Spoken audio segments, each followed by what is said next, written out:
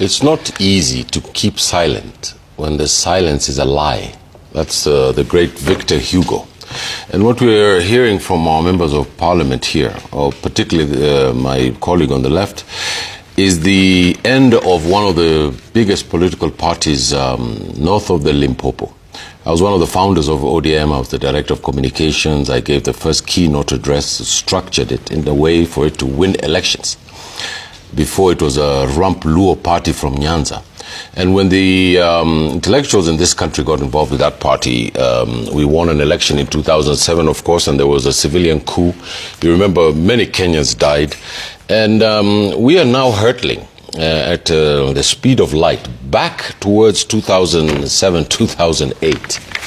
Because the same ingredients of tribal friction and tribal bloodletting and tribal politics has now been created, and it's particularly been created by the president. You can tell by the way that the Mungiki are now traversing all over Mount Kenya, attacking villages that have Harambes. You can tell by the way the deputy president, former deputy president's language, it continues to be about me, myself, and I. My nation is Kenya. I'm a Somali, just like you. But intellectually, my nation is Kenya. I don't have a nation called the Somali nation in here. We have one country and we have one nation. The political class has failed in bringing us together. It has failed in the institutions that were provided for them to show leadership. The National Assembly is a joke. All the MPs who are there on the take from State House, intellectually, morally, and physically, and in every other sense. And it's important to tell the people of Kenya the truth about what's going on in the politics of this country, because it's a disaster, and we do not want social and political strife to come into this country again. We already had massive problems in about 20 years ago.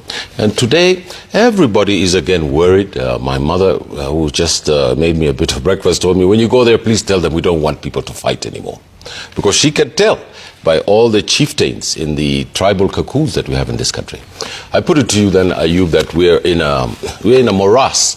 It reminds me of that quip from Shakespeare that says, now in the winter of our discontent, but there is no glorious sun to make it bright. President Kenyatta yesterday kept on speaking about the most important political force in this country, which is the Gen Z, on Friday, in which he said that they should fight for their rights. With his right hand, he was sending his Kikuyu tribesmen into government as ministers, and on his left, he was saying, Gen Z should fight. So is Mr. Kenyatta the everything man?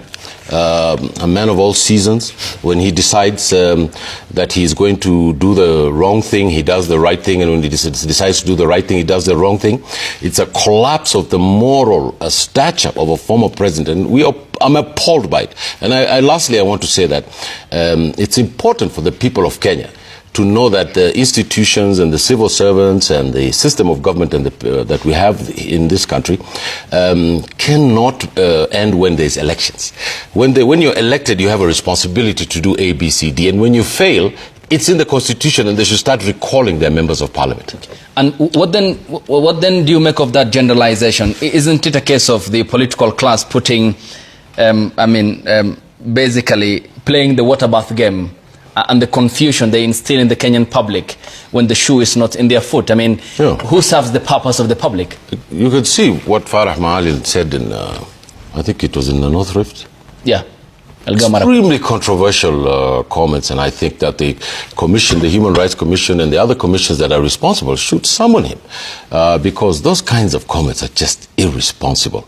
I saw Mr. Duale speaking in Lamu, and I saw Mr. Farah Maalim speaking up there in the North Rift. I think that it's a disgusting thing to do, to tear apart the fabric of this country and the nation that we've been trying to build for the last 60 years. I mean, the political elite in this country have just lost their marbles. Everybody is rushing towards these tribal comments. You know why? Because they're scared of something called the Gen Z, who have come here with issues and not bubblegum politics. Okay, and Honorable Kwech, what do you make of the orange debate at the party, given the incorporation of Odinga and the party by extension following the winter of the Gen Z discontent into government, codenamed politically the broad-based government? First, Ayub, you must realize that Kenya Kwanza and ODM do not have a coalition agreement. Okay, it's a broad-based government. In fact, effectively, ODM is still the opposition party, you know. So it is no coalition agreement. What happened simply was a broad-based government to bring on board individuals who, you know, in fact, it was to in a way end the politics of ethnic stereotype and have, you know, as many people on board as possible, so that we have the face of the country. For the first time in the history of this country, we have an Attorney General from Luo Nyanza. For the first time in the history of this country, we have a Minister of Finance from Luo Nyanza. I mean, and you can see that it was important to have everyone in. On the issue of their fight, and sometimes where I saw the media has been extremely sensational in trying to describe a divide in ODM. There shouldn't be a divide in ODM because, like Dr. Manduku is saying, ODM principally is still the opposition party. But there are people who are expressing themselves, and that is what the Constitution says. We even express ourselves, even those within Kenya Kwanza administration. Gadono Mushomba, for your information, is a Kenya Kwanza member of parliament. My colleague here is a Kenya Kwanza member of parliament. They are very critical of government, and that is what is allowed in democracy. That is what 2010 Constitution has given us as members of parliament to be, you know. But then you must view it differently also. I find Honorable Sifona's outbursts sometimes very unfortunate. You will remember that when Dennis Itumbi was abducted and tortured and his limbs were broken, Sifuna was still the Secretary General of ODM. He didn't speak. You can go to your records and see. In fact, he did not speak on many issues, particularly even the abductions that happened at that time. People were killed and dumped into Bayala, but he didn't speak.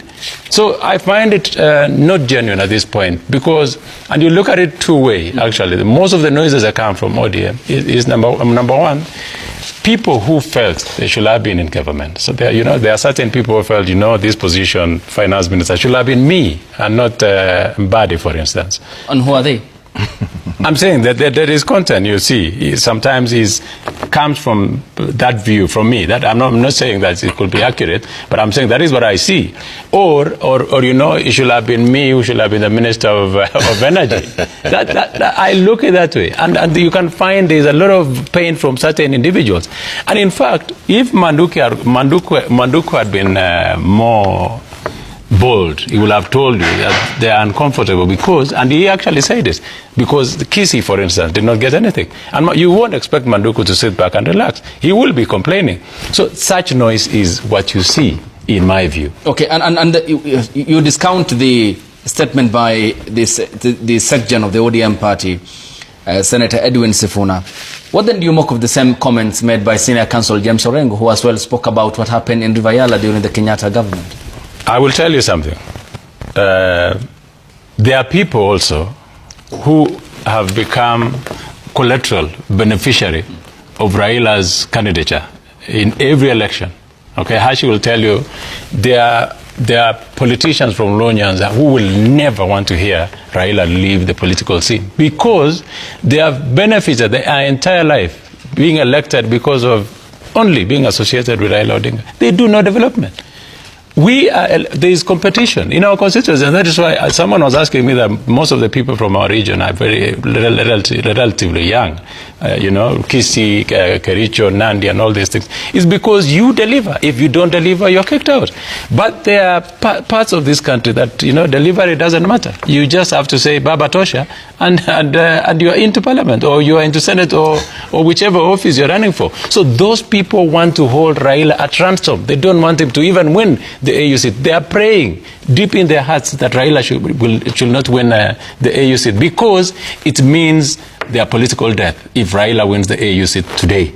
Okay. So they are quietly praying that. And of course that space, you know, many people also want Raila to use Raila as a bogey during election. Do you know there are communities that just sit back and wait for Raila to run? Then we have Raila phobia. We have a team of all these politicians permanently attacking Raila so that they get the space to speak to their communities and get back to politics. Why do you think the traps laid at State House by the former Deputy President Rigathi Gachagua have failed to nab the former Prime Minister Raila Odinga from joining government? What is happening in this country, and if leaders don't see it, they will be lost. The young people are resetting the political arithmetic of this nation.